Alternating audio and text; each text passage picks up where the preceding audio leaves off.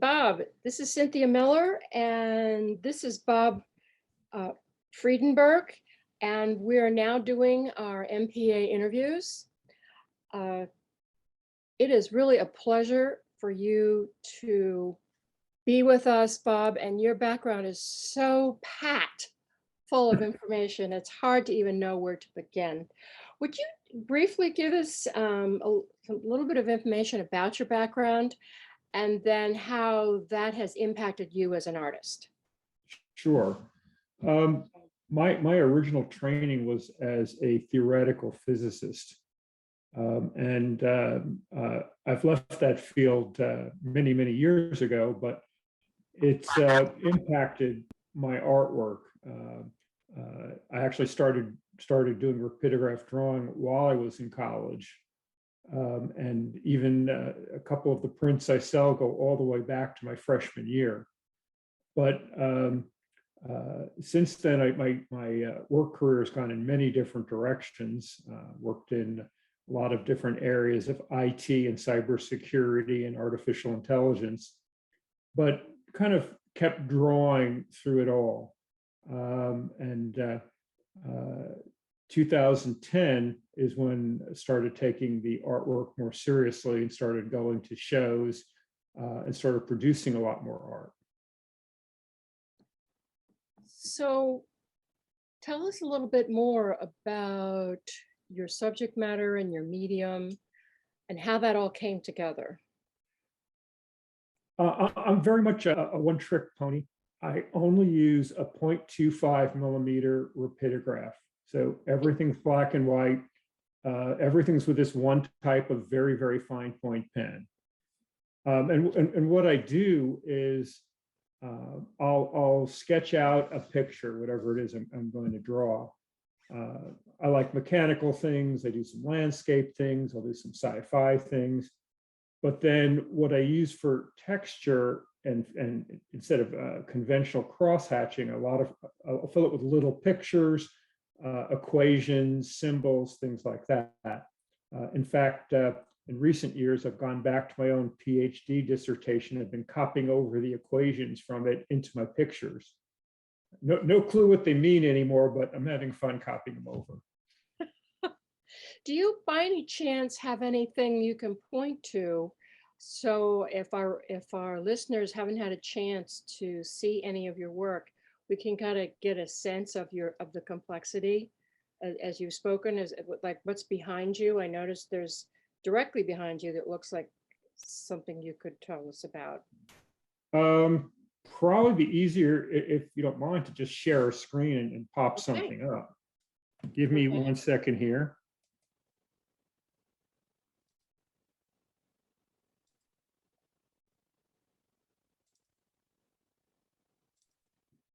I mean, it is so amazing to me when I looked at your artwork.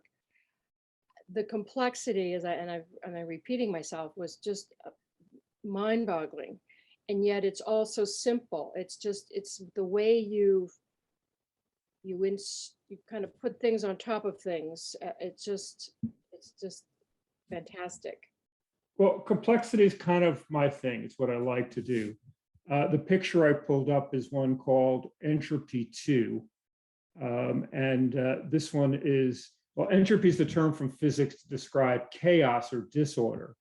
Thank you. So I tried to make this one include one of everything I could think about and tried to have no duplicates. And of course, I'm showing it, and one little, oh gosh, it must have been like an 8 or 10-year-old boy just walks straight up to it and says, "Nope, 2 robots." And he's right. I'm not going to point him out, but there are 2 Robbie the robots in there.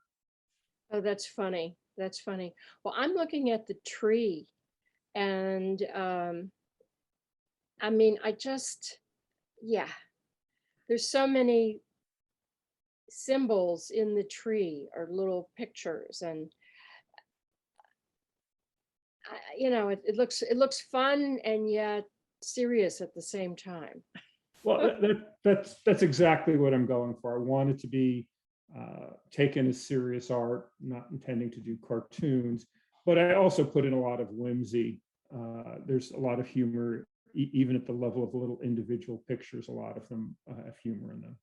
And you know, I set up certain rules for myself for each picture. Like this picture, almost every object is something.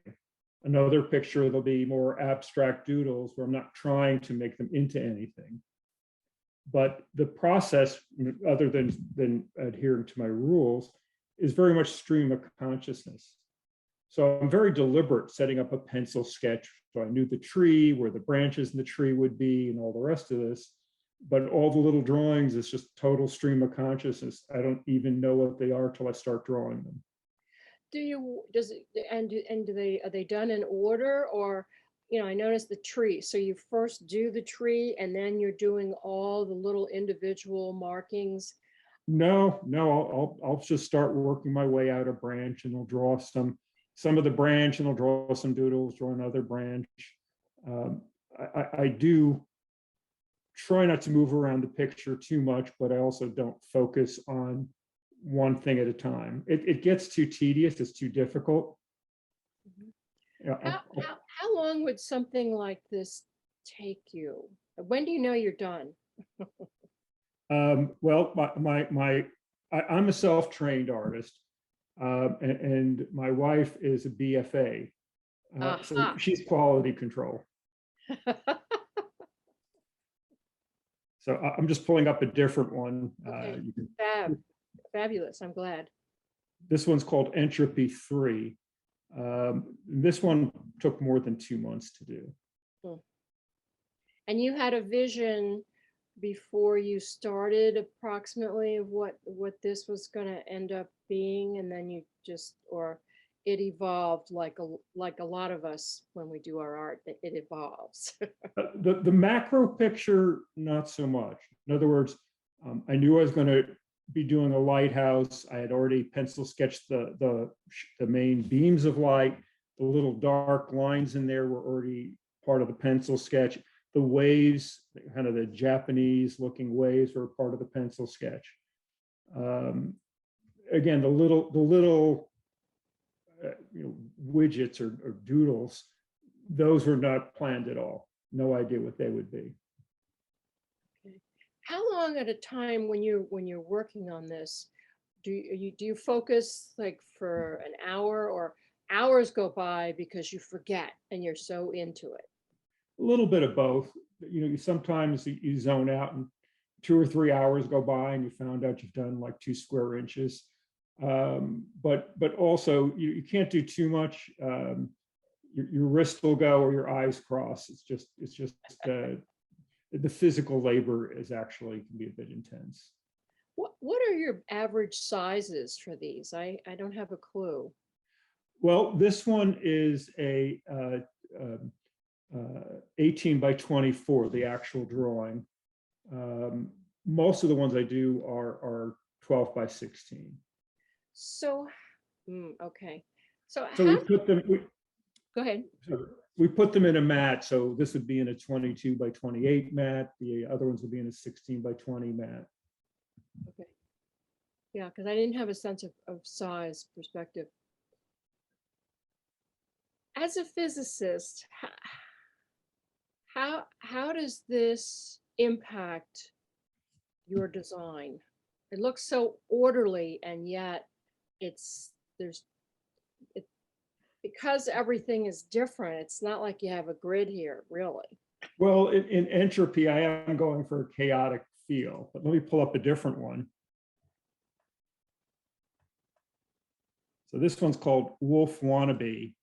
We're named Not Wolf Productions after our dog, who's a Shepherd Husky Malamute mix, and he looks the part. So, and he does howl. He doesn't bark. Oh, that's so.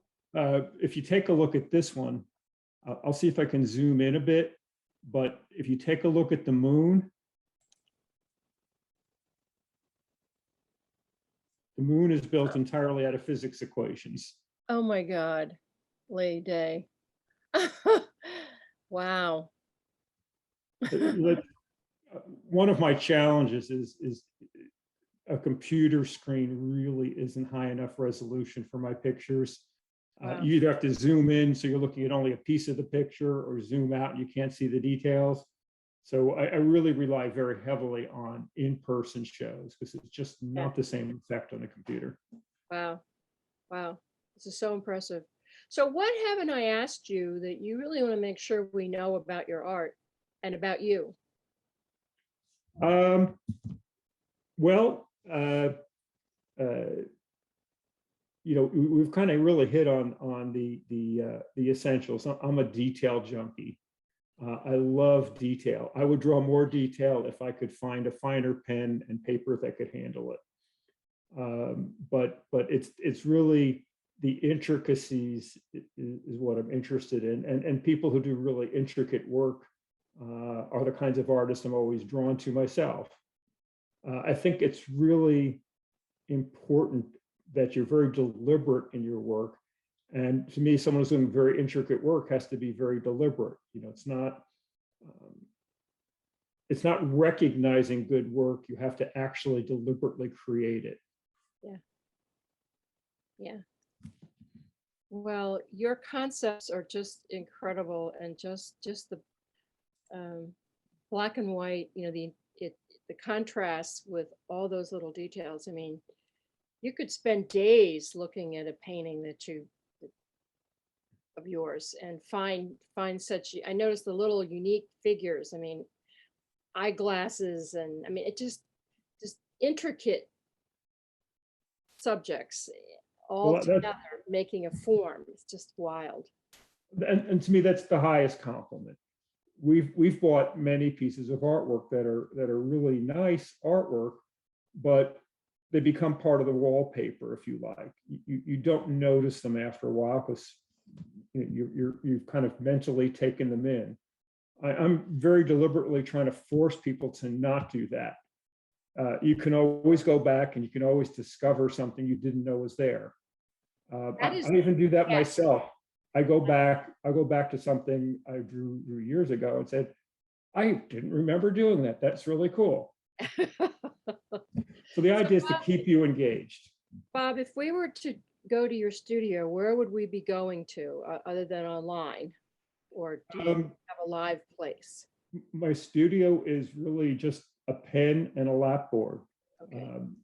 It's wherever I take it. I mean, I live out in Round Hill, Virginia, but when I do shows, like at the MPAartfest, I'll be drawing at the show. I'm always demoing while I'm showing.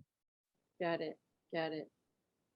Well, Bob Friedenberg, it's been just a pleasure speaking with you. I just think you're so talented, and I know you're going to be a really big hit at the show. And with that, thank you so much. Appreciate you interviewing me. I'm just glad you could be with us, and I really look forward to meeting you in person. That'll be terrific. Terrific. Great. Take care. Bye-bye. You too. Bye.